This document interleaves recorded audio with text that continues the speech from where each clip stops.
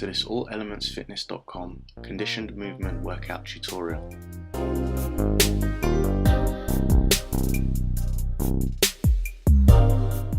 The goal of this video is to demonstrate how to put together a structured movement-based workout.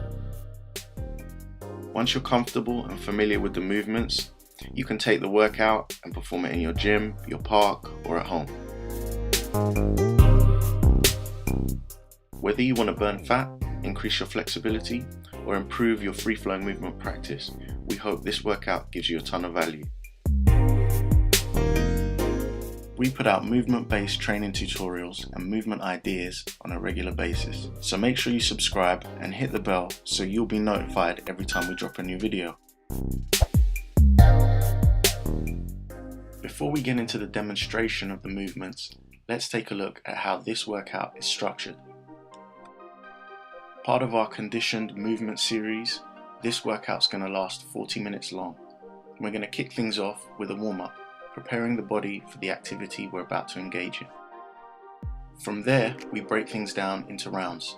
6 4-minute rounds containing 3 exercises of 60 seconds each and a 60-second rest. The movement exercises performed in round 1 will repeat in round 2, and that's the same for round 3 and 4 and round 5 and 6.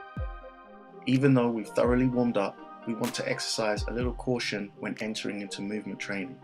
Rounds 1, 3 and 5 are all about familiarizing yourself with the movements. Rounds 2, 4 and 6 are more about pushing boundaries and increasing intensity. Once the rounds are over, we're going to get into the cool down.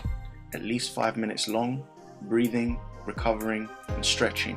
Doing anything that you feel your body's telling you to do in order to recover from the workout you just completed.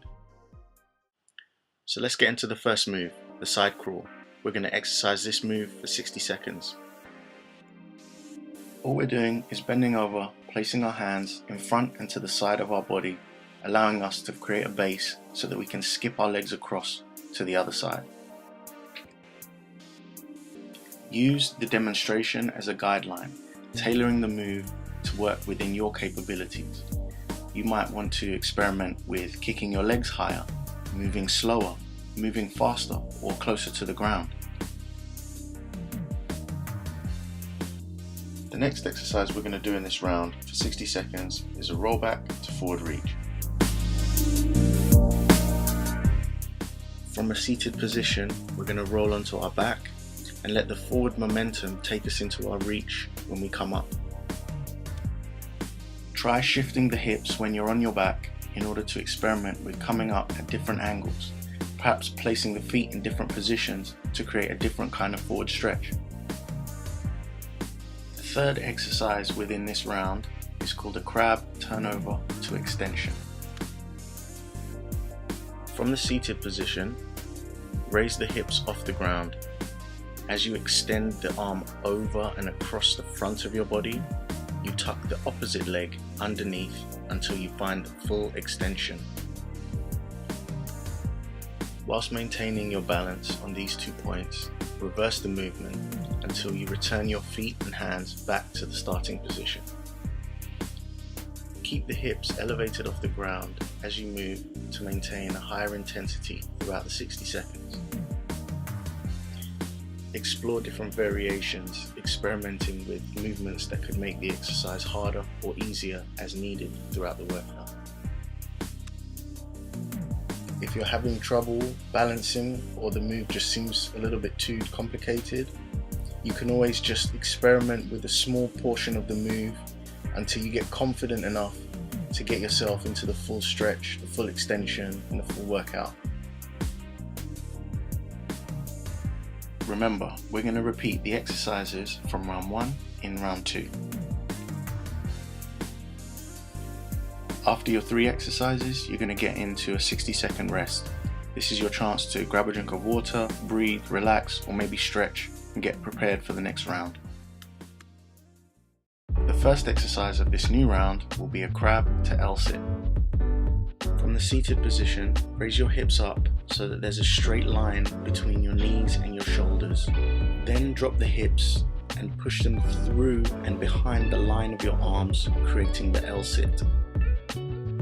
If holding the L-sit is too difficult, you can simply sit down and turn it into a stretch. For some, an L-sit with the feet still resting on the ground is too easy, so try raising one leg or raising both legs off the ground for a calisthenic L-sit if you want to increase intensity. Do your best to maintain good form, particularly when performing the L-sit part of this exercise. It's easy to lose intensity by performing a sloppy movement.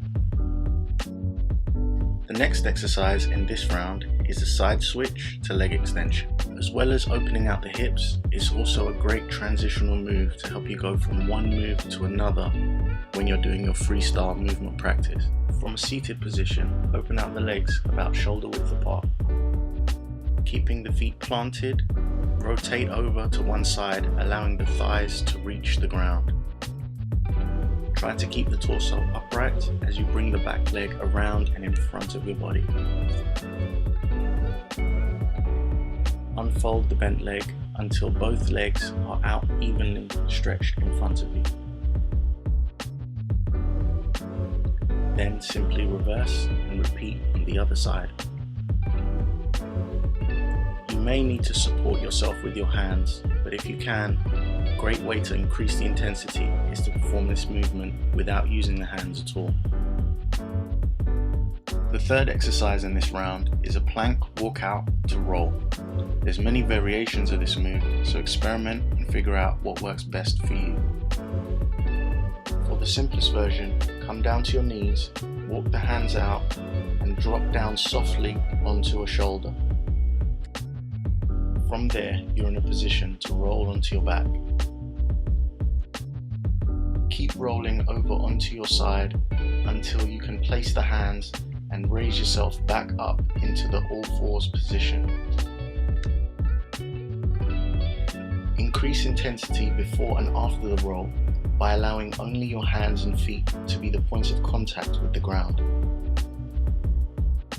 And for more advanced movers, you can allow only your hands and feet to be in contact with the ground throughout the movement.